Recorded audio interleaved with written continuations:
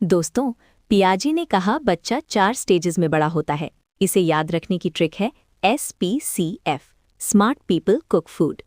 Stage 1, sensory motor. 0 से 2 साल का बच्चा सिर्फ अपनी इंद्रियों यानी सेंसेस से सीखता है। इसकी सबसे बड़ी बात है ऑब्जेक्ट परमानेंस, मतलब बच्चे के सामने से खिलौना छुपा दो तो पहले वो सोचेगा गायब हो गया, पर 2 साल तक आते आते वो उसे ढूंढने लगेगा क्योंकि उसे पता है चीज़ वहाँ है। Stage 2, pre operational. 2 से 7 साल का बच्चा बोलना तो सीख गया, पर लॉजिक 0 है।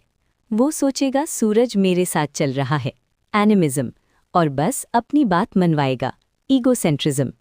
यहाँ 2 कीवर्ड्स आते हैं, ईगोसेंट्रिज्म सिर्फ अपना सोचना और एनिमिज्म गुड़िया को जिंदा समझना। ये खिलौनों की उम्र है। बच्चा सोचेगा कि अगर मैं भाग रहा हूँ तो सूरज भी मेरे साथ भाग रहा है। इसे कहते हैं non logical stage. Stage 3, concrete. 7 से 11 साल में बच्चा थोड़ा शाणा हो जाता है। वो लॉजिक लगाता है, पर सिर्फ उन चीज़ों पर जो सामने रखी हों, जो वो देख सकता है। यहाँ कीवर्ड है रिवर्सिबिलिटी, उलट पलट कर सोचना। एग्जाम्पल से समझते हैं।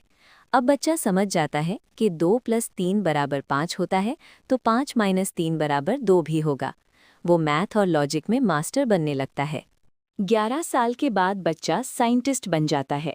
अब उसे चीज़ों को देखने की ज़रूरत नहीं, वो दिमाग में ही बड़े बड़े लॉजिक और अगर मगर सॉल्व कर लेता है। इसे कहते हैं एब्स्ट्रैक्ट थिंकिंग। अब बच्चा हाइपोथेटिकल यानी बिना देखे भी सोच सकता है।